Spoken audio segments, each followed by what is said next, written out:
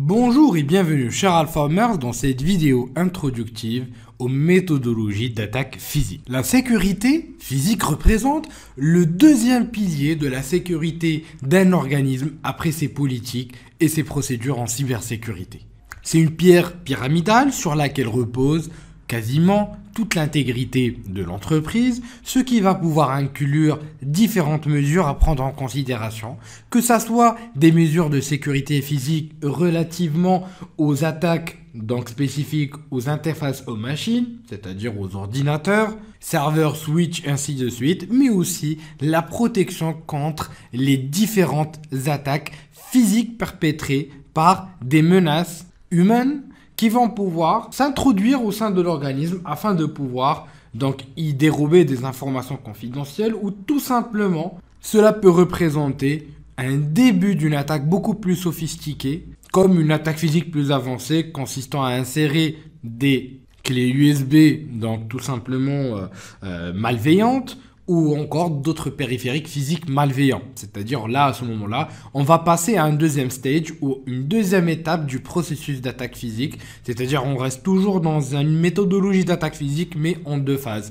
La première serait l'intrusion physique de la personne et ensuite, à ce moment-là, on va pouvoir exploiter d'autres attaques ou d'autres vecteurs d'attaque physique. Bien sûr, la sécurité physique en tant que telle ne vaut rien si on n'a pas mis en place une bonne politique de sécurité qui va pouvoir régir et pouvoir mettre en place un schéma directeur afin de pouvoir sécuriser physiquement l'organisme. Ce qui va inclure bien sûr des badges, ce qui va inclure des gardes, ce qui va inclure une structure physiquement sécurisée, sans oublier bien sûr des mesures de sécurité qu'on va pouvoir retrouver au niveau des machines et qu'on va discuter au niveau des prochains slides.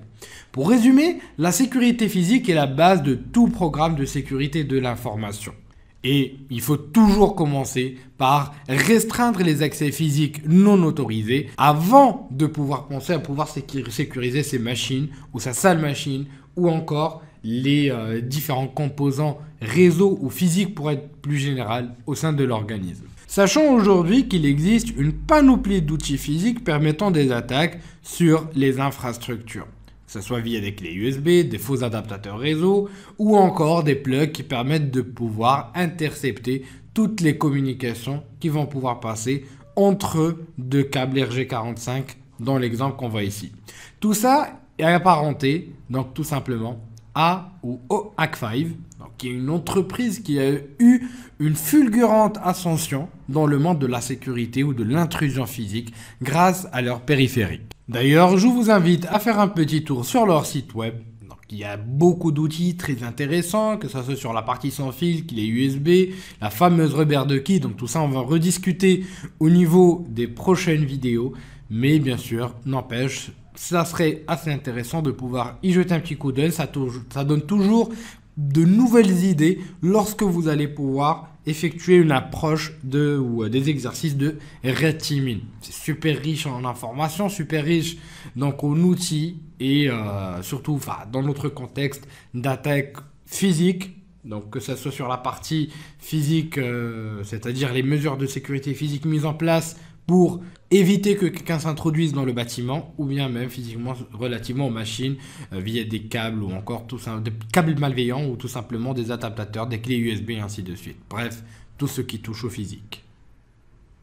À prendre en considération bien sûr l'aspect de sécurité de votre bâtiment. Bien sûr, la sécurité ne s'arrête pas juste aux machines et à leur protection ou encore ou aux tests d'intrusion relativement à ces dernières, mais c'est aussi très important relativement au bâtiment dans lequel vous vous êtes situé.